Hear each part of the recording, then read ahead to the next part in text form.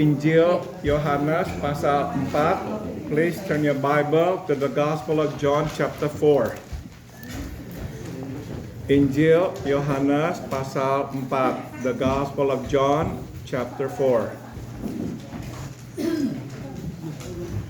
Kita akan membaca ayat 13 hingga ayat 15. And we are going to read from verse 13 to verse 15.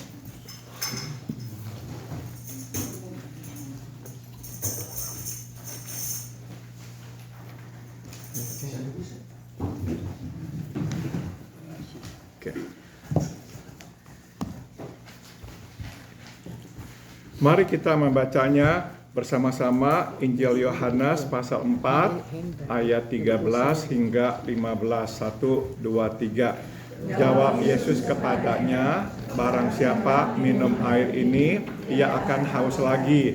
Tetapi barang siapa minum air yang akan kuberikan kepadanya, ia tidak akan haus untuk selama-lamanya.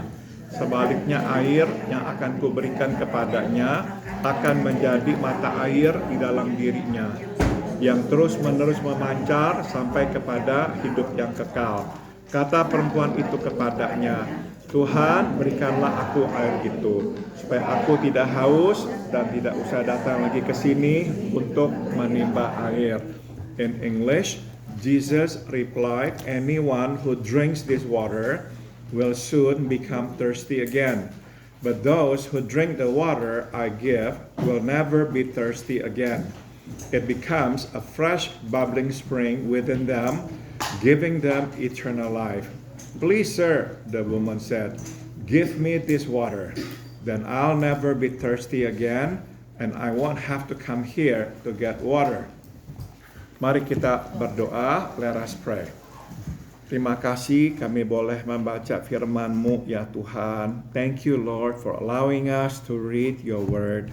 Berbicaralah sekarang, kami siap untuk mendengarkan-Mu. Now please speak to us. We are ready to listen to you. Dalam nama Tuhan Yesus kami berdoa. In the name of our Lord Jesus we pray. Amen. Amen. Halaman 58, page 58.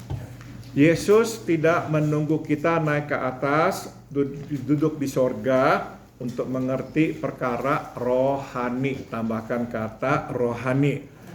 Jesus does not wait for us to go up to heaven and sit next to Him to understand spiritual matters.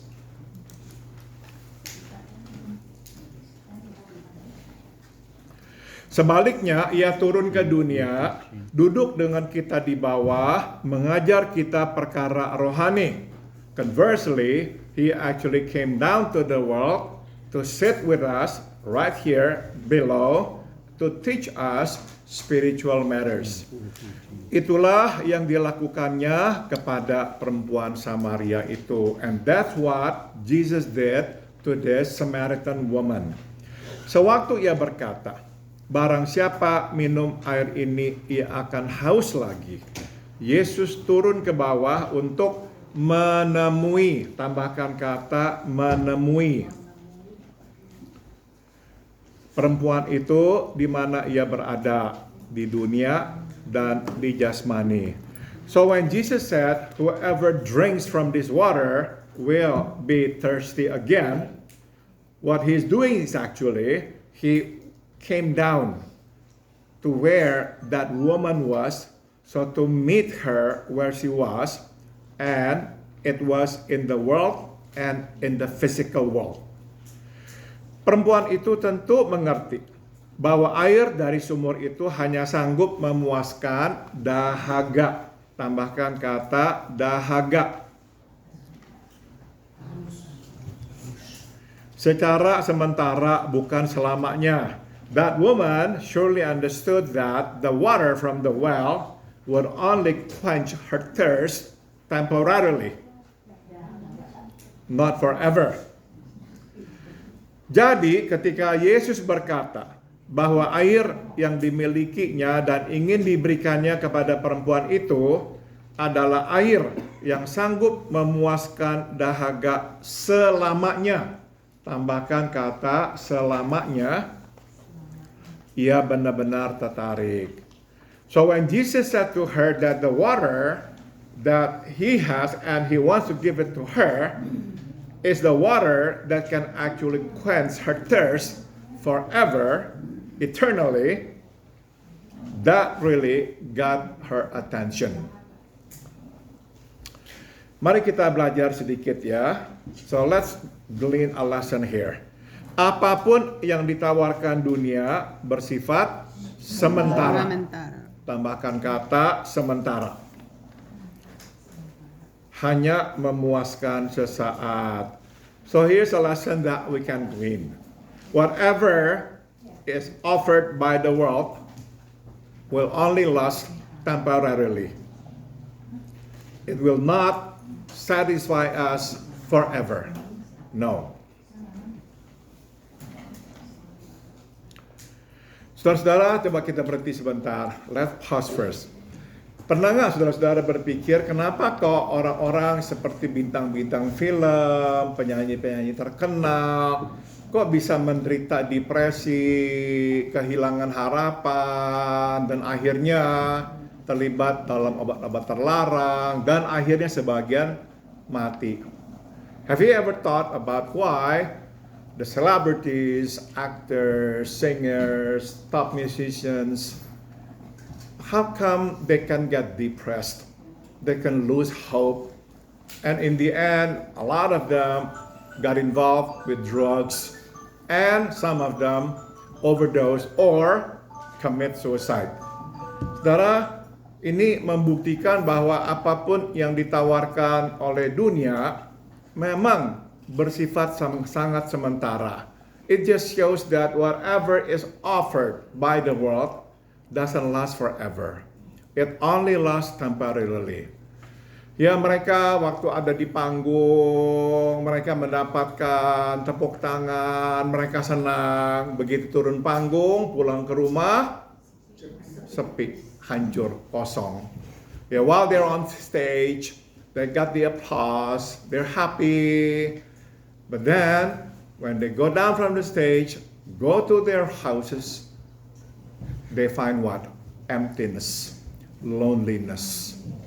Ya, jadi saudara, apapun yang ditawarkan oleh dunia bersifat sementara. So, whatever it is that the world offers us, it's only temporary. It will not last forever. Mari teruskan. Let's continue. Bagi perempuan Samaria itu, pergi menimba air merupakan penderitaan. Ingat ya, ia mesti pergi di bawah terik matahari untuk menghindari cibiran orang. Ya, for this woman from Samaria, going to the well, drawing water every day is a pain, is a suffering in and of itself. Why? She goes usually right at noon, when it is super hot. Why? We already talked about it. Because she wants to avoid people. She doesn't want to meet anybody. Why? Because we talked about it. She's been divorced and remarried 5 times. And now she's living with a man who is not even her husband. And we're not talking about 2025. We're talking about 2025 AD. 2,000 years ago.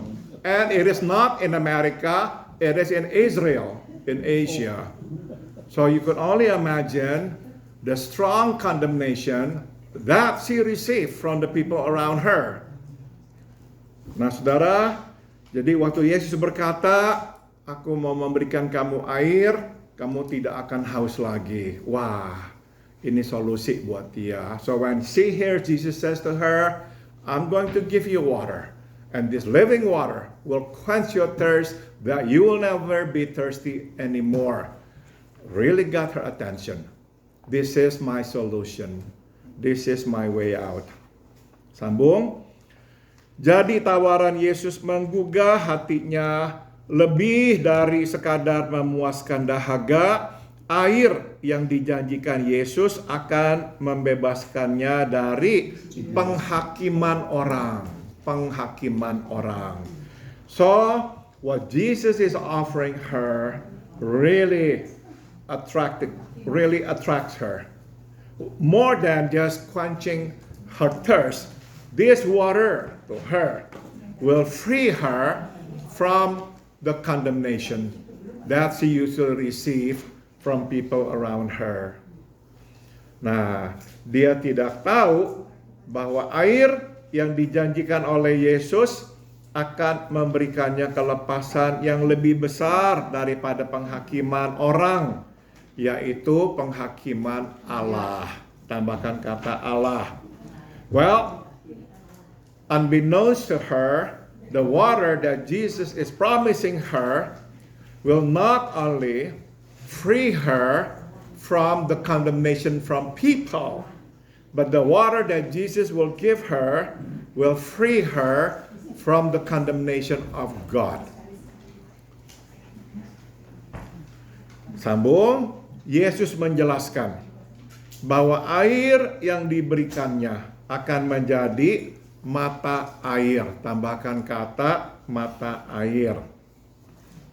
Di dalam diri orang yang meminumnya, yang terus-menerus memancar sampai kepada kehidupan yang kekal. Jesus explains to her that the waters is giving her will become a spring of water in the life, in the self of whoever drinks it. And this water, this spring, will produce water to eternal life. Istilah mata air di sini merujuk kepada artesian well, yaitu air yang keluar secara alamiah ke atas tanah oleh karena besarnya tekanan, tambahkan kata tekanan dari bawah tanah. The word spring, the water spring here, actually refers to the artesian well. Water that naturally comes up to the ground because of the pressure, the great pressure from under the ground. Perempuan Samaria itu tidak tahu bahwa Yesus sedang membicarakan tentang dirinya. Dialah air hidup itu. That Samaritan woman doesn't know that Jesus is actually talking about herself. He is that living water. Barang siapa meminumnya, mengundangnya masuk untuk menjadi Tuhan dan Juru Selamat di dalam hidupnya, orang itu akan puas, tidak dahaga, selamanya sampai pada kekekalan. Tambahkan kata kekekalan. Whoever drinks from this water, whoever invites him come into their life to become their Lord and their Savior, that person will be satisfied, will never thirst anymore, all the way until eternity.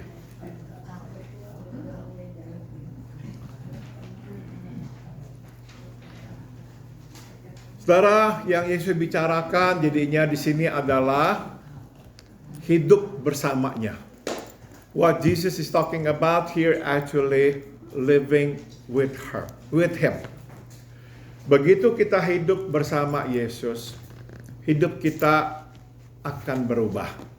The moment we really surrender to Christ and live with him and for him, our life will be changed. Ya, begitu berubahnya saudara, sehingga kita tidak lagi akan terus-menerus kehausan. So changed that we will not be that thirsty person anymore. Always looking for anyone to give us a little bit of love, a little bit of attention, a little bit of care. No. Ya. Jadi begitu kita hidup bersama Yesus, kita akan mendapatkan pemenuhan itu. So the moment we live with Christ, we will find that fulfillment. Saudara masih ingat ya, saya pernah cerita mungkin sedikit tentang Stuart Hamblen. Perhaps you remember, I once told you a story about Stuart Hamblen. Saudara, dialah yang mengarang lagu But until then my heart will go on singing. Until then. Nah, dia juga yang mengarang lagu It is no secret what God can do. Nah, saudara, ingat ya ceritanya, dia adalah seorang radio personality. Ya, he was once a very famous radio personality here in Los Angeles. Saudara, dia juga punya kebiasaan buruk, yaitu peminum. But he had a bad habit. He liked to drink. Dan bersamaan dengan kebiasaan buruk, minum, dia juga suka berkelahi. And along with his drinking problem, he got into a fight a lot. Nah, jadi saudara, istrinya nggak tahan lagi. Ya, istrinya berkata, pagi itu tahun 1949, ada seorang penginjil muda datang ke Los Angeles mengadakan kebaktian rohani. Saya minta kamu hadir. Kalau tidak hadir, saya akan ceraikan kamu. Jadi sekali-sekali mengancam cerai nggak ada salahnya, saudara. So once Billy Graham, that young evangelist, came to LA in 1949. So his wife said to him, I want you to attend this revival meeting. If you don't want to attend, I'm going to divorce you. Yeah, I was just joking. Sometimes it is okay to make a threat, I'll divorce you. For something better, for something good. Nah, karena takut diceraikan istrinya, dia pergi, saudara. Dan di sanalah dia bertobat menerima Yesus. So he went. And there in the revival meeting of Billy Graham, he became a Christian. Nah, saudara, dia berubah total. Bukan saja dia tidak minum lagi, mabok-mabokan. Nah, ini. Dia menolak untuk membuat komersial untuk minuman keras. He stopped drinking after he became a Christian. But not only he stopped drinking, he refused to actually to make commercial jingles if it is for alcohol drinks. Zaman tahun 40-an, saudara, komersial itu bukan seperti zaman sekarang. Jadi radio announcer itu yang harus bicarakan, minumlah ini, murah sekali, apa ya. This is talking about 1940s. In the 1940s, the commercials are very simple. The radio announcer will announce it. Hey, don't forget to buy this, drink this, whatever, you know. But he knew the effect of alcohol to his life. That's why he doesn't want anybody else to suffer the same consequence. So he refused to make announcement for alcohol beverages.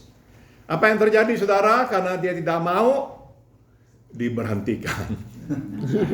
So what happened to him then? Because he refused to make announcement for alcohol beverages, yes, he was fired. Tidak ada lagi pekerjaan, saudara. He lost his job. Tapi ini, saudara, yang kita mau tahu ya. Gara-gara dia tidak lagi menjadi seorang penyiar radio, dia akhirnya mulai menyanyi dan mencipta lagu-lagu Kristen. But this is what we all need to know. Because he was fired, he lost his job, he began focusing on singing and writing songs. And goodness gracious, he had a good voice. And God had given him the talent to write good music, good songs. Ya, saya pernah ceritakan dari manakah lagu It Is No Secret itu berasal. I think I once told you the story behind the song It Is No Secret What God Can Do. Dia sedang bersama-sama ngobrol-ngobrol dengan John Wayne. Ingat John Wayne? Pemain film cowboy ya. The story behind it was this. John Wayne and Stuart Hamblen were just talking. And then John Wayne was asking him to drink and whatnot. He said, no, I don't want to drink anymore. And then he said this to John Wayne. You know what, John? It is no secret what God can do. What he was trying to tell John Wayne was, it is no secret of the power of God. God could change me. You know me. I was a hard drinker, got drunk, fight all the time. But now I don't do any of that anymore. It is no secret what God can do. And John Wayne casually said, hey, you know what? That sounds like a good title for a song.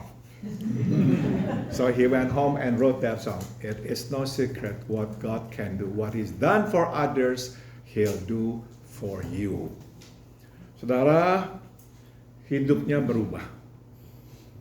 Bersama Yesus, hidup kita berubah. When we live with Christ, submit to Him, walk in His steps, life will be different. Life will be different. Mari kita lanjutkan. Let's continue. Di dalam ketidaktahuannya akan perkara rohani, begitu mendengar tawaran Yesus, perempuan Samaria itu memohon, berikanlah aku air itu supaya aku tidak haus dan tidak usah datang lagi ke sini untuk menimba air. So in her ignorance of spiritual matters, the moment she hears the offer of Jesus to give her this water, the Samaritan woman then says, please give me that water, so I will never be thirsty anymore, and I won't have to come here to draw water. Saudara, permohonan ini bersifat jasmaniah dan tidak bermakna rohani sama sekali, tetapi keluar dari hati yang tulus. Betul, tambahkan kata tulus. You see, this plea is physical in nature, has no spiritual connotation or meaning whatsoever. But this request, this plea, comes out of a sincere heart. This woman, in her naivete, has something to ask from Jesus, something sincere. Dan bagi Yesus itu sudah cukup, and to Jesus there is more than enough. More than enough. Perempuan Samaria itu percaya, tambahkan kata percaya, bahwa orang Yahudi ini baik hati, ingin memberi sesuatu kepadanya. So let's look at this matter through the eyes of this Samaritan woman. To her, this Jew is a good man. This Jew is going to give her something that she needs. Inilah yang dilihat oleh Yesus. Perubahan sikap dari tidak percaya dan curiga menjadi percaya dan bersedia menerima kebaikan. Tambahkan kata kebaikan. And this is what Jesus sees. A change of attitude. From not trusting anybody, from always suspecting others. Remember, most likely the background of this woman is she has been used. And to be fair, she must have used people too. So to her, she doesn't believe in the goodness of mankind. But now, for the first time, she believes in the goodness of man. Somebody really wants to give her something. Ya. Nah, ini yang Yesus lihat. And so this is what Jesus sees. Sekarang perempuan Samaria itu setahap lebih dekat dengan kasih karunia Allah yang ingin memberi kepadanya air hidup, yaitu Yesus anak Allah.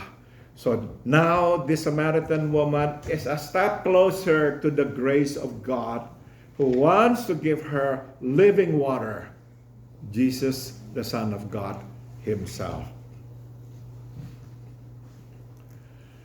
Saudara, buat kita mungkin hal kecil, percaya pada kebaikan orang. Buat Yesus ini hal besar, sebab Yesus tahu buat perempuan ini hal besar. To us, perhaps believing in someone's goodness is a trivial matter, no big deal. But to Jesus, this is a big deal. Why? Because Jesus knows for this woman, this is a big deal. She never trusts people anymore. She has been used all her life. And that's why in response to that, she uses people as well. But now, for the first time, she believes in the goodness of a man. To her, it's a huge change. And Jesus notices it. Mari sekarang kita renungkan firman Tuhan ini. So let's now meditate on this word of the Lord. Yesus datang ke dunia untuk mati. Tambahkan kata mati. Dan untuk masuk. Tambahkan kata masuk. Ingat ya, dua kata ini, mati dan masuk. Jesus came to the world to die and to enter. Dia datang untuk mati buat kita, sehingga kita tidak lagi berada di bawah penghakiman dan penghukuman Allah Bapa. Tambahkan kata penghukuman. He came to die for us, so we would no longer be under the judgment and the condemnation of God the Father. Ingat ya, karena dosa, seharusnya kita menerima penghakiman Tuhan, yaitu kematian. Remember, because of sin, we deserve the punishment of God, which is actually death. But Jesus came, He died for us, so now we are no longer under the judgment and the condemnation of God. We are free. Dia pun datang untuk masuk ke dalam hidup kita, untuk memerintah dan memenuhi, tambahkan kata memenuhi hidup kita dengan dirinya. He too came to our life. Yeah, not only to the world, He also came to our life to rule and to fill us with Himself. Dia masuk bukan saja untuk memerintah, tapi untuk memenuhi hidup kita. So He's here inside of us to rule. Yes, He wants us to obey Him, to follow His direction, because all His will and directions are for our own good. But He also comes to fill us with His presence. Di dalam diri yang dikuasai dan dipenuhinya, Yesus mengubah. Nah, ada dua hal yang diubah. Nilai kehidupan, tambahkan kata nilai,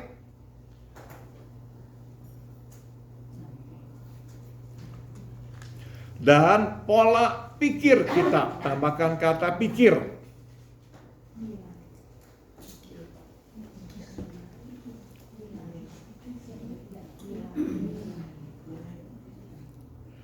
Sehingga kita tidak lagi mencari-cari pemenuhan lain dan tidak lagi mempunyai kebutuhan, tambahkan kata kebutuhan, akan hal-hal lain itu. So once Jesus comes, takes control of our lives and fill our hearts with His presence, what Jesus does is, one, He will change our values. Number two, what He will do is, He will change the way we think. So He will change our values. Number two, He will change the way we think. So we will no longer look for those other fulfillments. In fact, we will be different now that we no longer have needs for all those things. We will no longer have needs for all those things.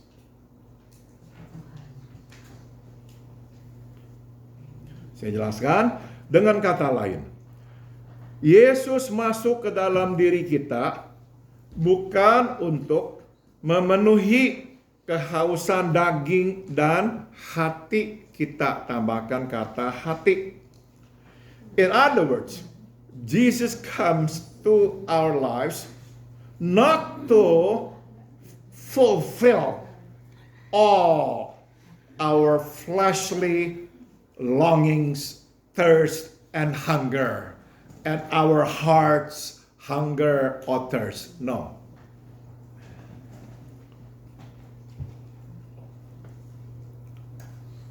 Yesus masuk ke dalam diri kita untuk mengubah, tambahkan kata mengubah.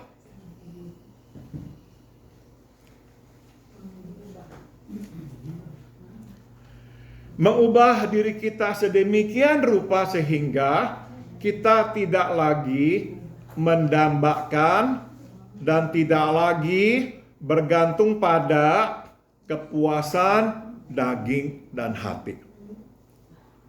So Jesus comes into our lives to change us in such a way that we will no longer long for and depend on the fulfillment of our hearts and our flesh.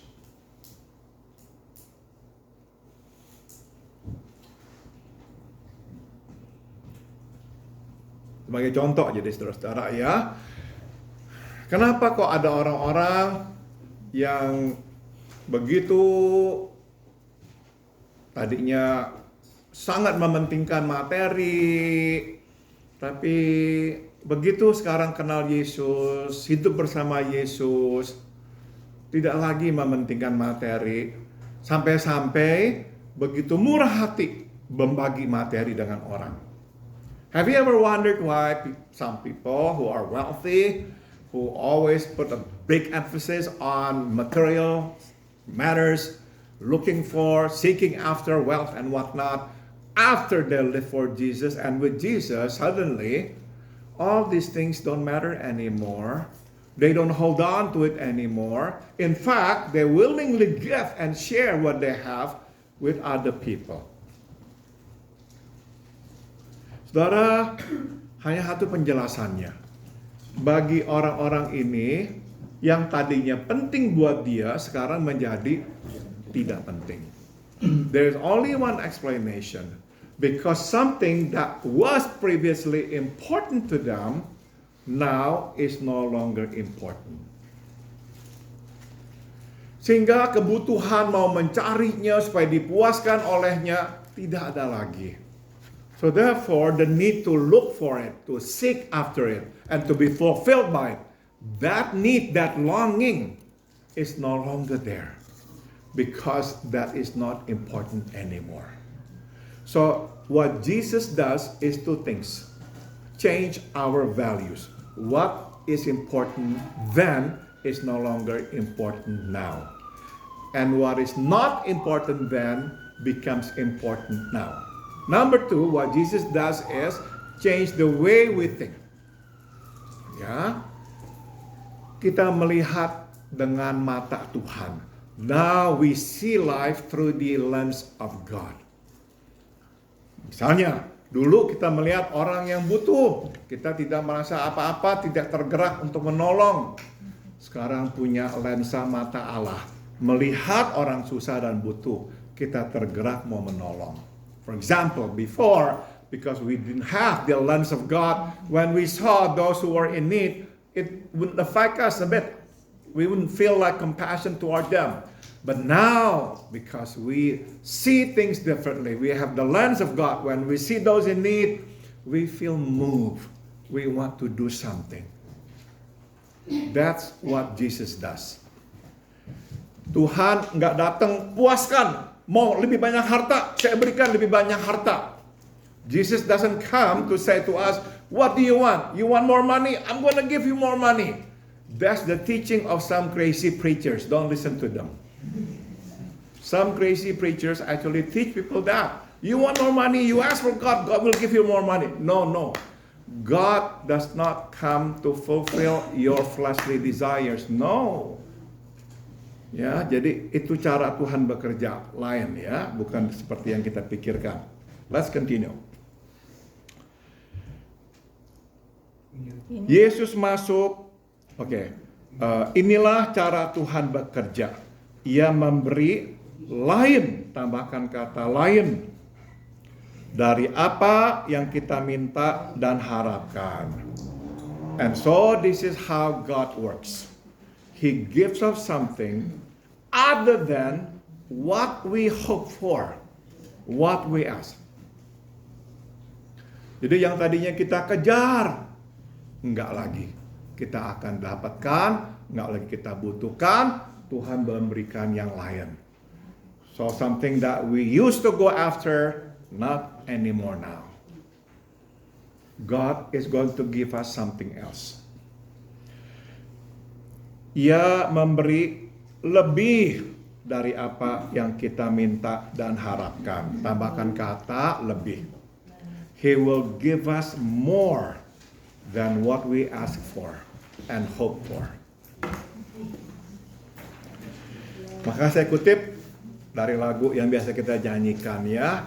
He gave me wealth untold. Apa tuh wealth-nya? Not silver, not gold. The moon, the stars, the sky, the sun. And gave me eyes to behold. Ini yang Tuhan berikan. Memberikan kepada kita harta. Apa hartanya? Bulan, bintang, matahari, langit yang indah. Dan memberikan kepada kita mata untuk memandang keindahan. Saya sudah selesai. Apakah ada yang mau bertanya atau ada yang mau memberikan tambahan komentar?